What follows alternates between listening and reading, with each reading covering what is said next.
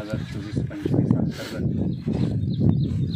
आयोजित केलेल्या या शेतकरी प्रशिक्षणामध्ये उपस्थित जिल्ह्याचे जिल्हाधीक्षक कृषी अधिकारी सन्माननीय जाधव साहेब, या तालुक्याचे तालुका कृषी अधिकारी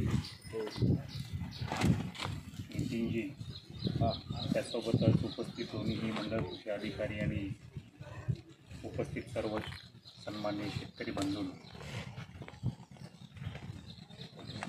मित्रांनो, आता खरीप हंगाम तर संपलेला आहे. खरीप हंगामावर आपल्याला बोलण्यासारखं आता काही राहिलेलं नाही, परंतु रब्बी हंगामाची आता सुरुवात होत आहे आणि या भागामध्ये रब्बी हंगामामध्ये हरभरा आणि ऊस हे दोन्हीही फार महत्त्वाची पिकं या भागामध्ये आहेत. आपण जसं खरीपामध्ये सोयाबीन पीक घेतो, तसं रब्बीमध्ये तेवढंच उत्पन्न देणारं हरभरा हे पीक आहे. आपल्या भागामध्ये जर रेणापूर तालुक्याचा जर विचार केला तर सोयाबीन नंतर रब्बी हंगामामध्ये हरभरा ही पीक पद्धती खरीपा एवढं उत्पन्न रब्बीमध्ये देणारी पीक पद्धती आहे. आणि या अशा परिस्थितीमध्ये हरभरा या पिकामधून सुद्धा यावर्षी आपल्याला कसं चांगलं उत्पन्न घेता येईल या संबंधीची जी काही पंचसूत्री विद्यापीठाने विकसित केलेली आहे, त्या पंचसूत्रीवर मी प्रकाश टाकण्याचा प्रयत्न करणार. जर आपण राज्याचा विचार केला तर वर्षानुवर्षे या हरभरा पिकाचं जे क्षेत्र आहे ते दरवर्षी वाढत चाललेलं आहे. आणि आपल्याला कदाचित माहिती असावं की देशामध्ये तेलवर्गीय पिकं म्हणजे तेलाचं खाद्यतेल आणि दुसरं कडधान्य या दोन्हीचीही जेवढी काही डिमांड आहे देशामध्ये, त्या डिमांडच्या तुलनेमध्ये जे आपलं उत्पादन होतं किंवा प्रोडक्शन होतं ते फार कमी आहे.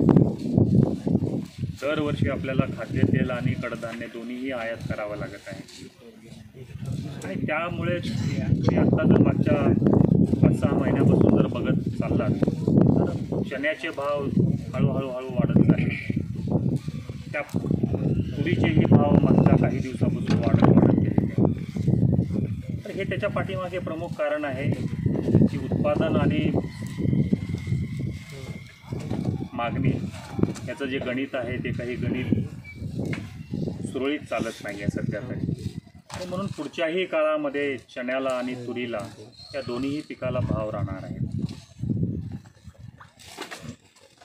मित्रांनो, पण त्याची उत्पादकता जर पाहिली तर साधारण 1200 किलो प्रति हेक्टरी म्हणजे 5 क्विंटल प्रति हेक्टरीच्या दरम्यान आपल्या राज्याची, मराठवाड्याची आणि आपल्याही लातूर जिल्ह्याची उत्पादकता जवळपास 5 क्विंटल प्रति हेक्टरी आहे.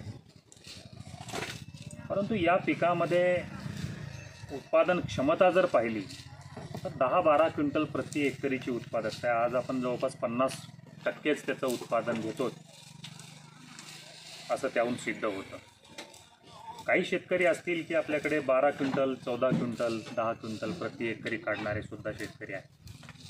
परंतु सर्वसमावेशक सर्वांचा जर विचार केला तर ही उत्पादकता कमी आहे. याच्या पाठीमागे 2-3 कारणं प्रामुख्याने आहेत. ती कारणं जर लक्षात आली तर त्यावरच तुम्हाला जास्त प्रकाश टाकण्याचा प्रयत्न तुमच्याकडून केला जाईल. त्या बाबीवरच जास्तीत जास्त भर देण्याचा प्रयत्न आपल्याकडून केला जाईल. पहिलं जे कारण आहे ते या पिकाची मोनोक्रॉपिंग म्हणजे एक पीक पद्धती दरवर्षी होत चालल्यामुळं या पिकामध्ये मर रोगाचं प्रमाण वाढत चाललेलं आहे. दुसरं जे प्रमुख कारण आहे ते म्हणजे जेवढी आपल्याला अपेक्षित झाडांची संख्या राखणं गरजेचं आहे तेवढी झाडांची संख्या राखली जात नाही. आणि तिसरं जे प्रमुख कारण आहे ते म्हणजे आधुनिक लागवडीच्या ज्या पद्धती आहेत त्याचा प्रयत्न करायचा. पहिलं जे सूत्र आहे या हरभरा पिकामध्ये,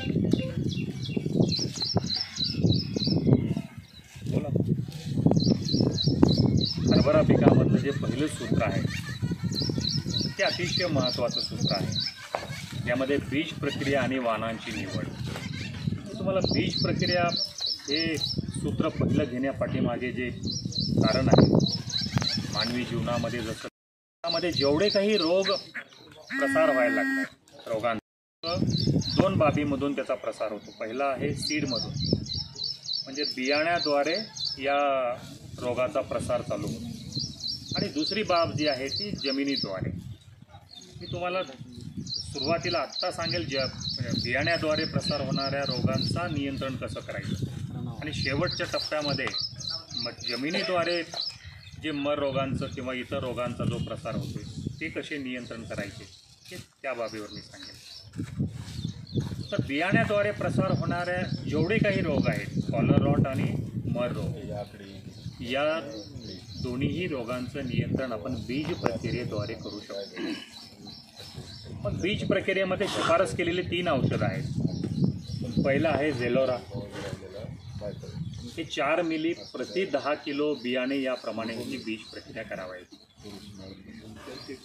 दुसरं आहे विटावॅक्स पॉवर, हे 3 ग्रॅम प्रति किलो, 1 किलो बियाण्याला 3 ग्रॅम आहे. आणि झेलोरा 4 मिली 10 किलो बियाण्याला आहे.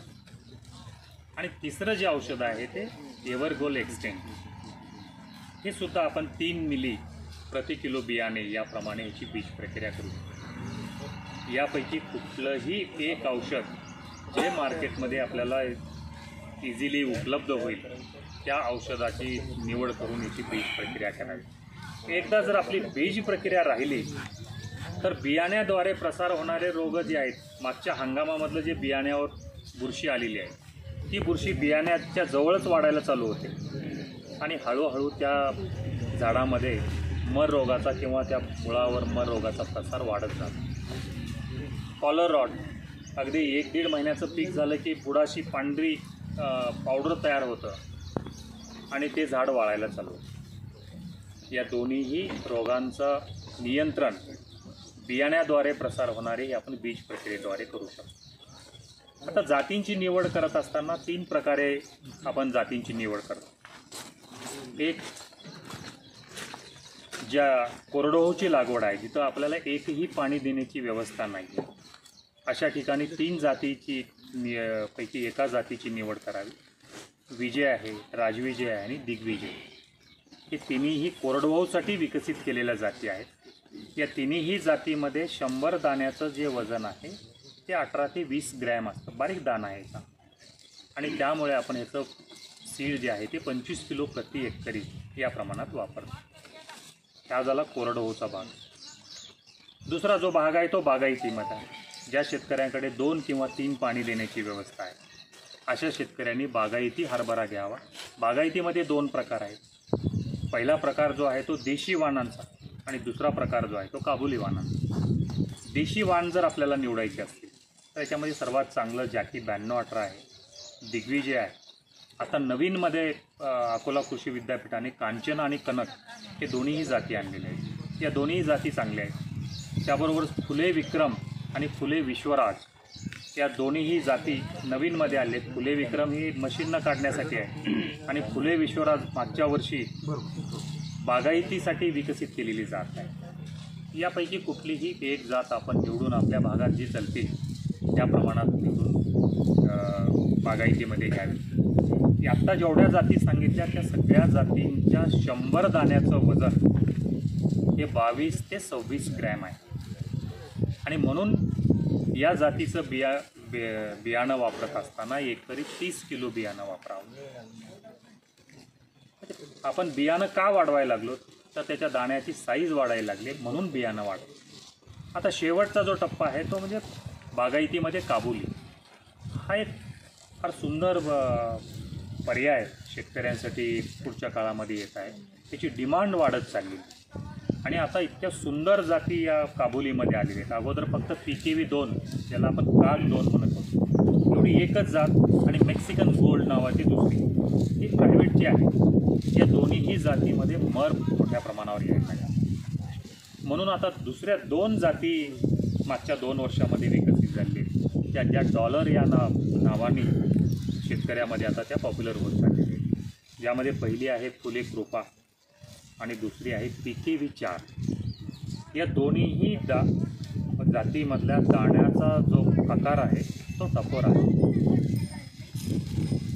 आणि या 100 दाण्याचं जर वजन केलं आपण या दोन जातीमध्ये PKV 2 आणि फुले कृपा, तर 60 ग्रॅम 100 दाण्याचं वजन बनतं. म्हणजे बघा आपण मध्यम 30 किलो ज्यावेळेस सीड घेतो त्यावेळेस त्याचं 100 दाण्याचं वजन आहे 22 ते 26 ग्रॅम. 26 दोन्ही 52, त्याच्यापेक्षाही जास्त वजन या काबुलीमधल्या दोन जाती. तुम्ही अगोदर ते PKV 2 आणि मेक्सिकन गोल्ड जे वापरत होता त्यामध्ये 45-46 ग्रॅम 100 दाण्याचं वजन मिळालं. म्हणजे त्याही दोन्हीपेक्षाही जास्त वजन असलेली जात ही महात्मा फुले कृषी विद्यापीठाने विकसित केली. जी फुले कृपा आहे ती MPKV राहुरीची आहे आणि PKV 2 जी आहे ती अकोला कृषी विद्यापीठाची. तर ह्याचं सीड वापरत असताना 50 किलो सीड प्रति एकरी वापरावं लागतं.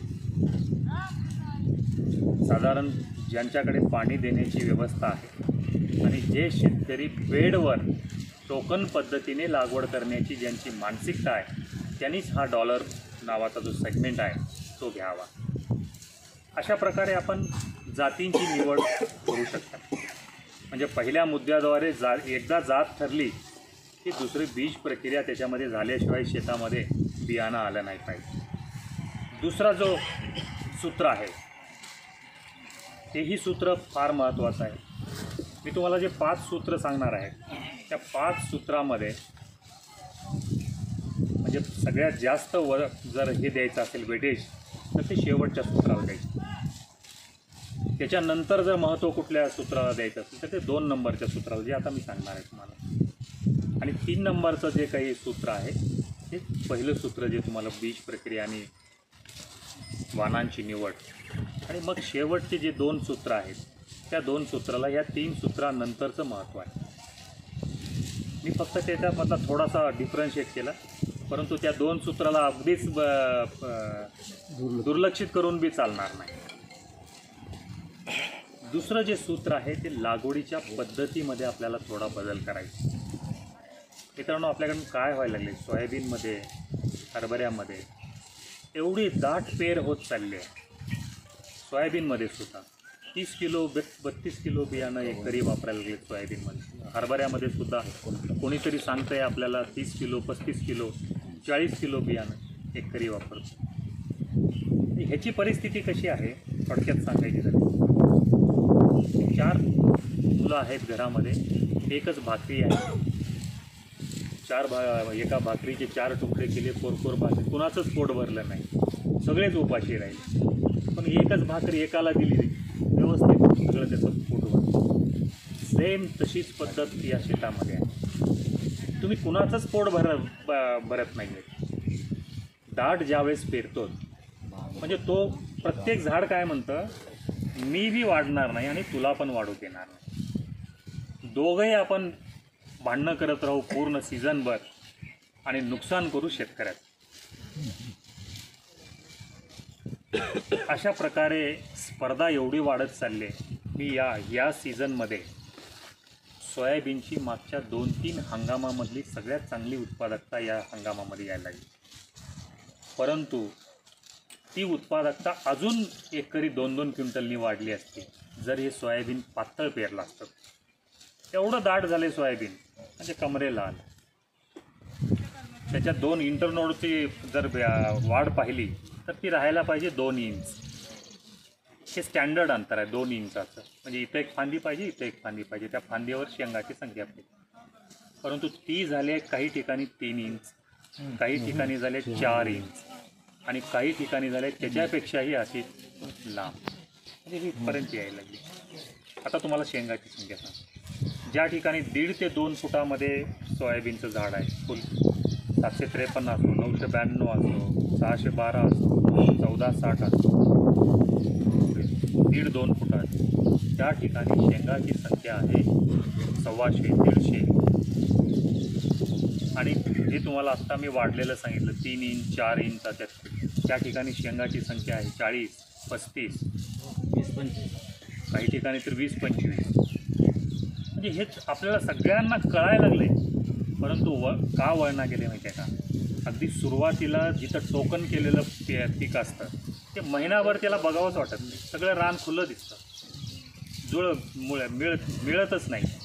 सोयाबीनमध्ये तसंच आहे, हरभऱ्यामध्ये तसंच आहे. आणि बाकीचे ज्या ठिकाणी दाट पेरलेला असतो सुरुवातीला हिरवंगार दिसतं आणि लवकर रान भरून जातं, तो जे दाट पेरलेल्या शेतकरी त्या ह्याला म्हणतो पातळ पेरलेल्या शेतकऱ्याला की असं काय करून ठेवलं की आमच्या शेताकडे बघा.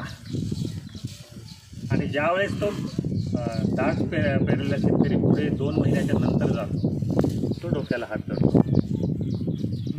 तर आपल्याला या काम करावं लागेल. एक झाडाला 4 बाबी लागत असतात. त्याला ओलावा लागतो जमिनीमध्ये, त्याला अन्नद्रव्य लागतं, त्याला सूर्यप्रकाश भरपूर लागतो. सूर्यप्रकाशाशिवाय कुठल्याच झाडामध्ये अन्नद्रव्य तयार होत नाही.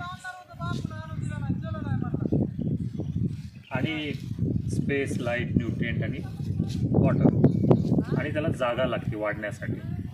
हे जर चारही बाबी त्याला प्रपोर्शनमध्ये मिळाल्या तर त्या झाडाची वाढ अतिशय चांगली होती आणि त्या झाडावर शेंगाची संख्या भरपूर मिळते. आपल्या पारंपरिक पद्धतीमध्ये काय व्हायला लागले, 45 इंचावर नाही 45 सेंटीमीटरवर 18 इंचावरची जी पेर करतो आपण ट्रॅक्टरने हरभऱ्याची किंवा सोयाबीनची, हरभऱ्याची पेरणी जर केली आपण 18 इंचावर, एखादी जरी परतीचा पाऊस किंवा नंतरच्या भागामध्ये जर पाऊस पडला ना तर तो पाणी साचला की बरेचसे उंबाळून जातात. त्यानंतर त्याला जमिनीमध्ये जी हवा खेळती मिळायला पाहिजे ती मिळत नाही. त्यामुळे सुद्धा मर रोगाचं प्रमाण वाढत चाललेलं आहे. परंतु तेच पीक आपण जर बेडवर जर घेतलं, बेड म्हणजे काय, फक्त सऱ्या मारल्या की ते आपोआप मधला भाग बेडवर येतो. बेडवर आलेला असताना त्याचा जो बेड आहे त्याच्यात हवा खेळती राहते, म्हणजे हवा आणि पाण्याचं प्रमाण बरोबरीत राहतं. म्हणून त्या झाडाचीही वाढ होते आणि त्या ठिकाणी मर रोगाची बुरशी वाढत नाही. मर रोगाची बुरशी कुठं वाढते, ज्या ठिकाणी थोडं का होईना पाणी साचतं, चिबड जमीन जिथं आहे, जिथं ओलावा जास्त वेळ टिकून राहतो, अशा ठिकाणी मर रोगाची जी बुरशी आहे ती वाढायला सुरुवात होते. म्हणून आपण जर 1 एकरामध्ये निघणारं उत्पन्न जे 5 क्विंटल आहे त्याला आपल्याला 12 क्विंटल करायचे. किंवा आता जे शेतकरी 4-5 एकरवाले शेती झाले, ज्यांना 2 एकरामधून 4 एकरा एवढं उत्पन्न काढायचे, अशा शेतकऱ्यांनी बेड पद्धतीकडे वळणं अत्यंत आवश्यक आहे. मग बेड पद्धतीवर तुम्ही देशी वाण घ्या किंवा काबुली वाण घ्या, दोन्ही वाण घेऊ शकता. मागच्या वर्षी आपल्या लातूर जिल्ह्यामध्ये टाकळगाव वगैरे गाव आहेत बघा, तांदूळगाव वगैरे भागामध्ये, म्हणजे त्या भागामध्ये काही शेतकऱ्यांनी डॉलर टोकन केला होता, फुले कृपा.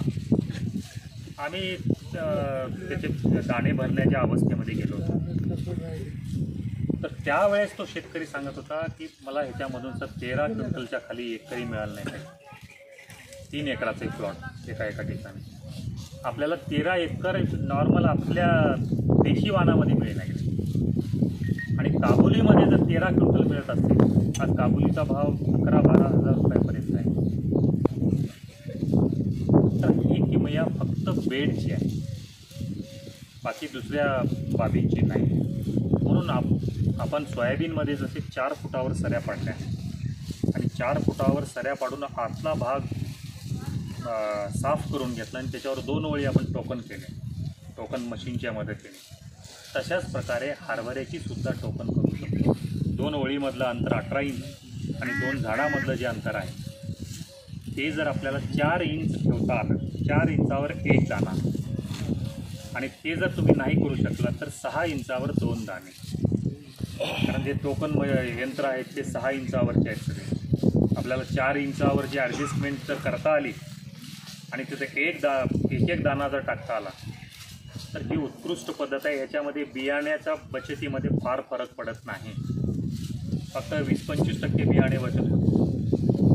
आपण नॉर्मल पद्धतीमध्ये जर दाणे टाकले तर एक 90,000 दाणे लागतात आणि ह्या पद्धतीमध्ये टोकन पद्धतीवर जर टाकले तर 60,000 दाणे लागतात. म्हणजे फार एक 20-25% बचत बियाण्यामध्ये होऊ शकते, फार मोठी बचत होत नाही. ही पद्धत आपल्याला नाही जमली तर काही शेतकऱ्यांनी अजून एक नवीन पद्धत शोधून काढली, ट्रॅक्टरद्वारे पेरणी करायची.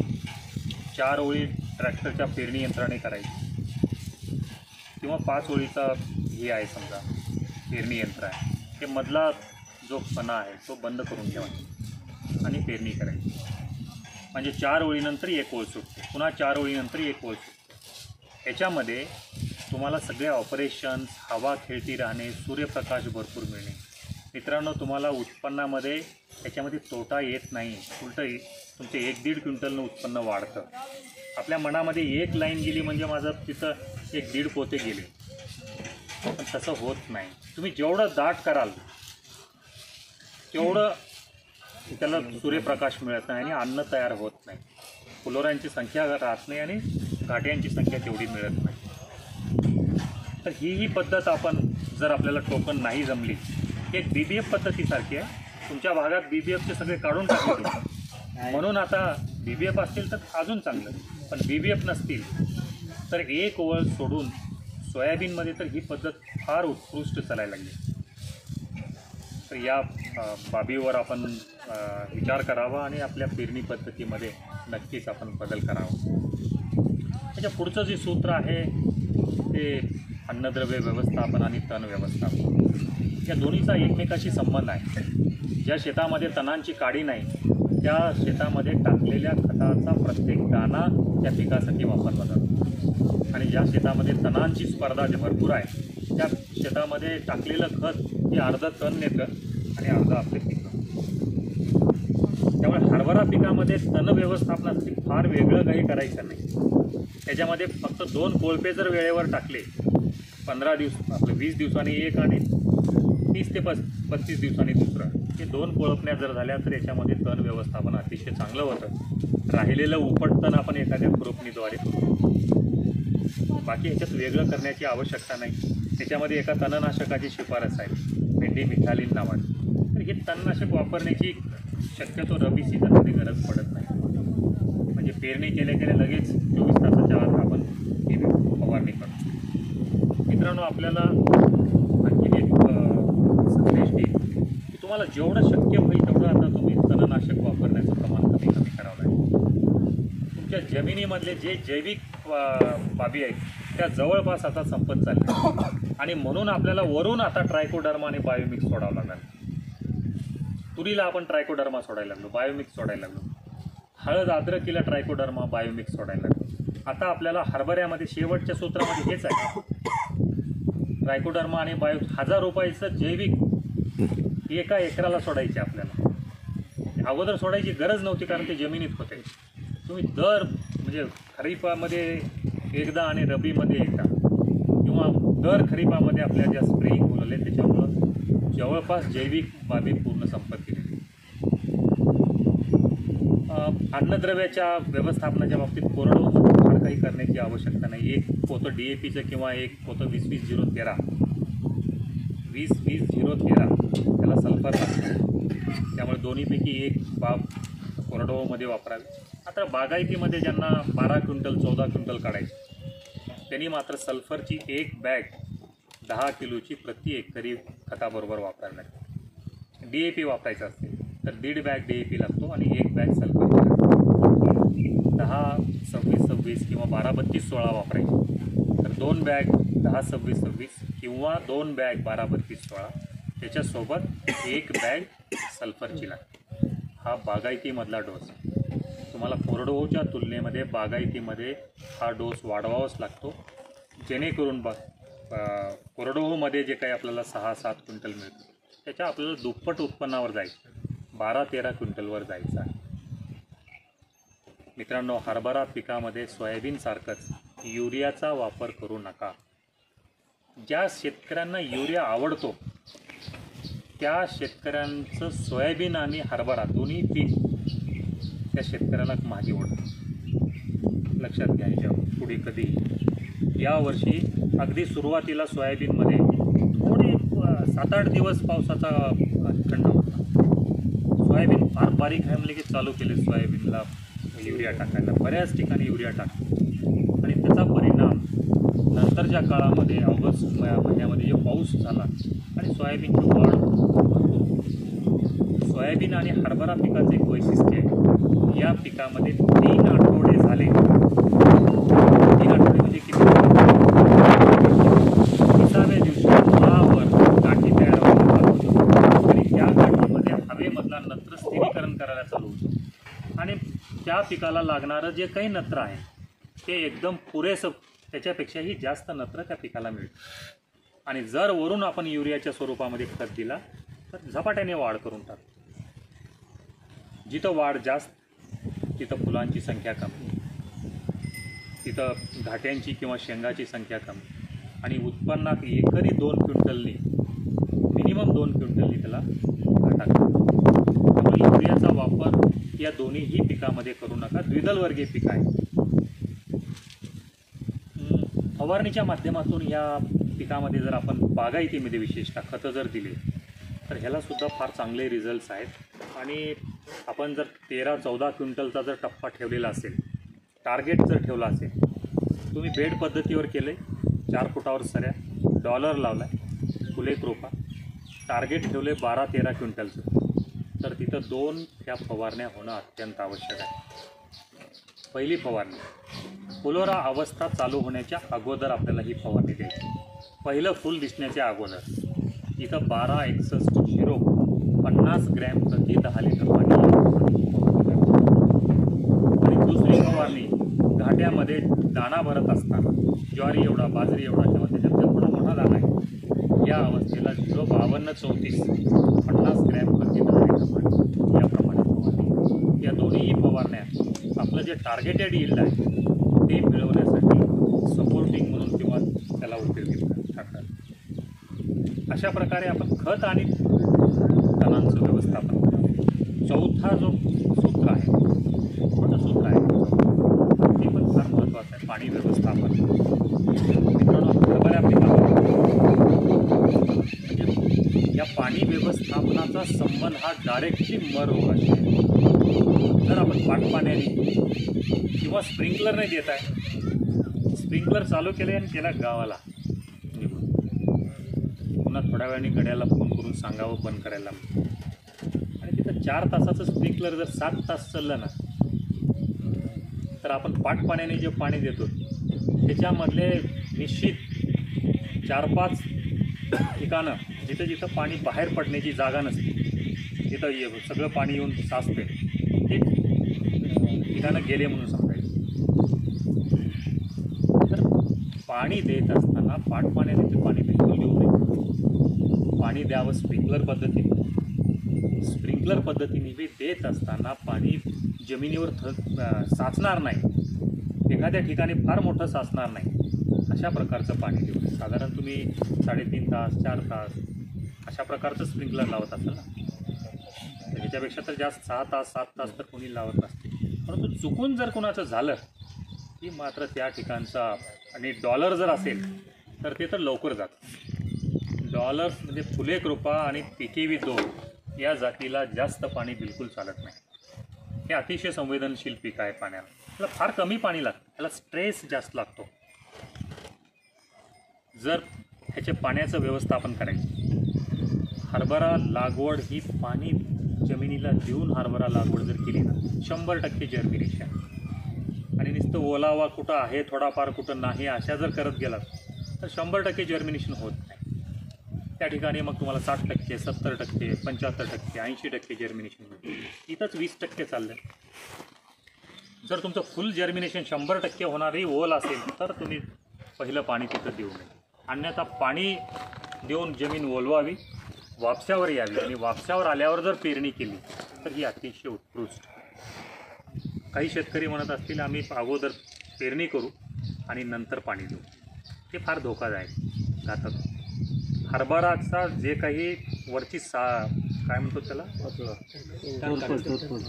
वरच्या भागाला, ते फार नाजूक आहे। जर त्याला थोडं जरी जास्त पाणी झालं तर त्याचा रॉटिंग म्हणजे नाचणे किंवा सडणे जे प्रकार म्हणतो आपण, तो प्रकार जास्त घडतो। त्याच्यामुळे पेरणी करून पाणी देण्यापेक्षा आपण पेरणीच्या अगोदर पाणी देऊन पेरणी करावी, ही पद्धत अतिशय योग्य आहे।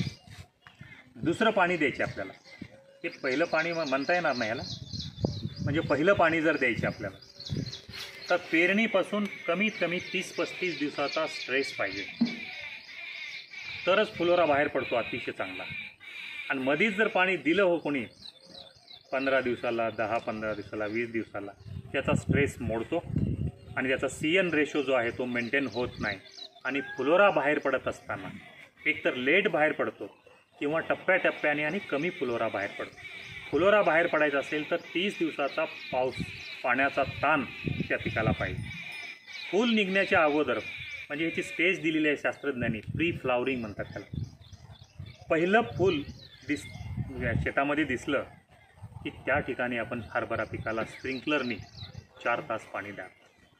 त्याचा ताण भरपूर मिळालेला असतो. आता फुलोरा भरपूर मिळवायचे आपल्याला, त्या ठिकाणी पाणी दिलं पाहिजे, मधीच पाणी देऊ नका.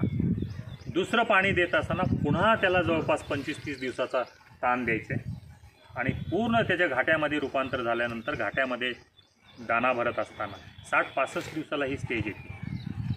त्यावेळेस दुसरं पाणी द्यायचे आहे. भारी जमीन जर असतील तर हे 2च पाणी सफिशियंट आहेत आणि जर आपण ह्या पाण्याव्यतिरिक्त भारी जमिनीमध्ये 75 दिवसाला एखादी पाणी जर दिलं, समजायचं पुढे सरकलं ते आणि माजण्याकडे वळ. जरी या पिकामध्ये जर माजायला लागलं तर दाण्याची साईज आपल्याला कमी मिळते. म्हणून आपण हे 2च पाणी द्यावेत. मात्र ज्यांच्याकडे मध्यम जमिनी आहे, अगदी 1.5 फूट 2 फुटाची ही आहे, भारी जमिनी नाही आहेत, पाणी धरून ठेवण्याची क्षमता नाही आहे, या शेतकऱ्यांनी एखादी पाणी जास्त देऊ शकतात. मग त्यांनी 25चा पाडा वाचायचा, 25, 50, 75 किंवा 25, 50, 65 असा पाडा वाचायचो आणि मध्यम जमिनीला वापरायचं. शक्यतो 2 पाणी हरभऱ्यामध्ये स्प्रिंकलर पद्धतीने घे. तुमच्या मनामध्ये आणखीन एक बाब आली असेल की पाणी दिल्यामुळं आम धुवून जाते का? धुवून जाते, त्याला काय. आज धुवून गेली तर उद्या लगेच तयार होते ती. उद्याची जरी निघून गेली तर परवा दिवशी पुन्हा तयार होते. की दररोज तयार होणारी प्रोसेस आहे. आम हे काही एकदा धुवून गेली म्हणजे सगळं निघून जातं असं. दररोज तयार होणारी, हिवाळ्याच्या दिवसामध्ये दररोज तयार होते. त्यामुळे स्प्रिंकलर पद्धतीने पाणी दिल्यामुळे उत्पन्नामध्ये 1 ते 1.5 क्विंटल वाढ होते. उत्पन्नामध्ये आपल्या घट होत नाही. अशा पद्धतीने पाण्याचं व्यवस्थापन आपण अगदी साध्या सोप्या पद्धतीने करावं. शेवटचा मुद्दा अतिशय महत्त्वाचा. शेवटचं जे सूत्र आहे यामध्ये हरभरा पिकामध्ये एक कीड आहे म्हणजे घाटी आहे आणि रोग जर म्हटलं आहे तांबेरा शेवटच्या टप्प्यामध्ये येणार. हे तिन्ही रोग बियाण्याद्वारे येतात सुरुवातीला. त्यामुळे आपण पहिली जी हे सांगितले ते बीज प्रक्रिया. आता ह्या रोगाच्या संबंधी पुन्हा 5 सूत्र विकसित केलेली. त्या 5 सूत्रामध्ये 2 फार महत्त्वाचे आहेत आणि बाकीचे 3 जे आहेत ते थोडे कमी महत्त्वाचे. पहिलं सूत्र, अगोदर 2 महत्त्वाचे सांगतो आणि मग कमी महत्त्वाचे सांगतो. पहिलं सूत्र जे आहे ते बीज प्रक्रिया. आपल्याला एकच बीज प्रक्रिया करायची आहे, रासायनिक. त्याच्यामध्ये विटावॅक्स पॉवर, झेलोरा आणि एव्हरगोल एक्सटेंट या तिन्हीमध्ये कुठलं चांगलं सगळ्यात जर म्हटलं तर झेलोरा. त्याची शिफारस आहे या पिकामध्ये. बाकीच्या 2ची शिफारस नाही आहे, पण त्याची उपलब्धता जर पहिल्याची झेलोराची नाही झाली तर दोन्हीपैकी वापरू शकतो. पण झेलोरा जे आहे त्याची शिफारस आहे, लेबल क्लेम आहे आणि त्याला दोन्ही रोगाला मूळकूज, मानकूज आणि रस्ट म्हणजे तांबेरा या तिन्ही रोगाच्या साठी बीज प्रक्रियेची शिफारस. हा झाला पहिला मुद्दा. दुसरा मुद्दा, हा मुद्दा या आत्ताच्या मार्गदर्शनामधला सगळ्यात महत्त्वाचा. म्हणजे ह्या मुद्द्या वाचून हे मार्गदर्शन आपलं पूर्ण होऊ शकत नाही. ते म्हणजे रोगाचं जर आपल्याला नियंत्रण करायचं असेल तर इथून पुढे आपल्याला 4 किलो ट्रायकोडर्मा किंवा 4 किलो वसंतराव नाईक मराठवाडा कृषी विद्यापीठाचं बायोमिक्स 1 एकर क्षेत्रामध्ये मिक्स करायचं. आता हे कसं मिक्स करायचं? 2-3 प्रकारे मिक्स करू शकतो आपण. पहिला प्रकार, पेरणी आपल्याला ज्या दिवशी करायची आहे त्याच्या 15 दिवस अगोदर हे खरेदी करायचं. 4 किलो ट्रायकोडर्मा किंवा 4 किलो बायोमिक्स हे दोन्हीची उपलब्धता वसंतराव नाईक मराठवाडा कृषी विद्यापीठामार्फत कृषी महाविद्यालय लातूरला करण्यात आलेली. 15 दिवस अगोदर 4 किलो घ्या. चांगलं कुजलेलं शेणखत घ्या. 1 एकरासाठी 1 क्विंटल जरी मिळालं तरी भरपूर झालं. 1 क्विंटल शेणखत. शेणखत नाही मिळालं गांडूळ खत घ्या. गांडूळाला गाळून काढा चाळणीने, गांडूळ बाजूला काढा आणि गांडूळ खत घ्या. ह्याच्यामध्ये हे 4 किलो मिक्स करा आणि मिक्स केल्यानंतर सावलीला, कुठेही शेडला किंवा सावलीला, जिथं पाऊस पडणार नाही किंवा कोणी येणार नाही अशा ठिकाणी डेपो लावा. डेपो लावल्यानंतर, डेपो म्हणजे असा गोल अर्धा ढील, त्याच्यावर ह्याच्या बॅग्स टाका, पोते काय म्हणतो आपण, सुतळीचे पोते, थोडेसे पाण्याने भिजवा. सकाळ संध्याकाळ पाणी मारा. 14 दिवस 15 दिवस जर मारलात पाणी तर तुम्ही 4 बॅग ज्या टाकल्या होत्या त्याच्या किमान 25-30 बॅग तयार होतात तिथं. एवढा ट्रायकोडर्मा वाढतो त्याच्यामध्ये. आणि हे 1 क्विंटल जे आहे ते पेरणीच्या पुढे आपल्याला 1 एकर क्षेत्रामध्ये शेवटची काय असेल ते पाळी म्हणा, त्या पाळीच्या आधारे जमिनीमध्ये मिक्स करा किंवा पेरणीद्वारे मिक्स करा किंवा अजून कुठल्याद्वारे मिक्स जर करत असाल, जर तुम्ही फेकून दिल्यावरी आणि तसंच ठेवलं आहे तर त्याचा उपयोग होत नाही. ते जोपर्यंत जर ओल असेल थोडीफार तर ड्रेंचिंग देणे. 4 लिटर बायोमिक्स 200 लिटर पाण्यामध्ये मिक्स करतात, पंप चांगला धुवून घेतात, पुढचं नोझल काढून ओळीच्या बाजूने धार लावतात. पण धार लावताना ओल पाहिजे. ओल जर नसेल तर ते सुद्धा आपल्याला फायदा होत नाही. खरीपामध्ये याचा फायदा जास्त मिळतो, रब्बीमध्ये ओल जर नसेल तर. पण तुम्हाला जर वापरायचं असेल तर ते बघून तुम्ही करावं. अशा प्रकारे ट्रायकोडर्मा जोपर्यंत टाकत नाही, ट्रायकोडर्मा हा कुठल्या बुरशीवर चालतो, मर रोगाच्या फ्युजारियमवर चालतो, कॉलर रॉटच्या बुरशीवर चालतो, पिथियमवर चालतो, फायटोप्थोरावर चालतो. जेवढ्या काही हानिकारक बुरशी आहेत जमिनीमध्ये सगळ्या बुरशीवर ट्रायकोडर्मा चालतो. तो त्याचे कार्य आहे. समजा त्या मुळाच्या बाजूने ट्रायकोडर्मा वाढला आणि तिथं जर हानिकारक बुरशी नसेल आणि थोडीशी बाजूला आहे लांबवर, तर त्याची मूवमेंट त्या जिथं हानिकारक बुरशी आहे त्या ठिकाणी जाऊन त्याला संपवत. म्हणून जमिनीमधली हानिकारक बुरशी संपवण्यासाठी ट्रायकोडर्मा हा एकमेव उपाय आहे. मर रोगाचं नियंत्रण आपल्याला करायचे आहे तर ह्याच्याशिवाय दुसरा कुठलाच उपाय नाही. हे झाले 2 सूत्र. तिसरं, ज्या शेतामध्ये मागच्या वेळेस फार मोठ्या प्रमाणावर मर आली होती त्या शेतकऱ्यांनी शक्यतो एकतर पीक फेरपालट करावी, अन्यथा 100% बेडवर घ्यावा आणि ट्रायकोडर्मा टाका. आणि बेडवर बी घेणार नसेल आणि ट्रायकोडर्माही टाकणार नसेल तर त्यांनी पीक फेरपालटणी करावी. दुसरं पीक घ्यावं, करडी घ्यावं, ज्वारी घ्यावं, जवस घ्यावं, राजमा घ्यावा, अजून कुठले. हे 3 झाले. चौथा, ज्या शेतकऱ्यांना शक्य आहे त्यांनी बेड पद्धतीवर जर हरभऱ्याची लागवड केली तर याही पद्धतीमध्ये मर रोगाचं प्रमाण कमी आहे. आणि शेवटचं जे सूत्र आहे ते पाणी व्यवस्थापनाचे, ते ऑलरेडी तुम्हाला सांगितलेलं आहे. पाणी कुठं साचू देऊ नका. पाणी साचलं की तेवढ्या ठिकाणचं मर रोगाने किंवा उंबाळून जात. आणि पाणी साचत नसेल, स्प्रिंकलरनं पाणी योग्य देत असाल तर एकसुद्धा झाड शेतामधलं जात नाही. आता या व्यतिरिक्त आपण हे जे बायोमिक्स आहे, जर ज्या शेतकऱ्यांना जर जमलं कुणाला तर फ्लोरा अवस्था चालू होण्याच्या अगोदर म्हणजे 25-30 दिवसाला जर या बायोमिक्सची फवारणी जर घेतली तर ही सुद्धा फवारणी या पिकामधल्या वरच्या भागामध्ये असलेल्या रोगांचं नियंत्रण करायला आणि काही प्रमाणात मर रोग नियंत्रण करायला मदत होते. अशा प्रकारे आपण या हरभरा पिकाचं जर व्यवस्थापन केलं या 5 सूत्राच्या माध्यमातून निश्चित आपण ही 12-14 क्विंटलला जाऊ शकतो. मला असं वाटतं की आपल्याला सर्वांना या मुद्दे अतिशय चांगल्या प्रकारे समजलेले आहेत. त्या मुद्द्यामध्ये जर आपली काही शंका असेल तर ती आपण उपस्थित करावी. आपल्या सर्वांचे आणि संयोजकाचे या ठिकाणी आभार व्यक्त करून थांबतोय.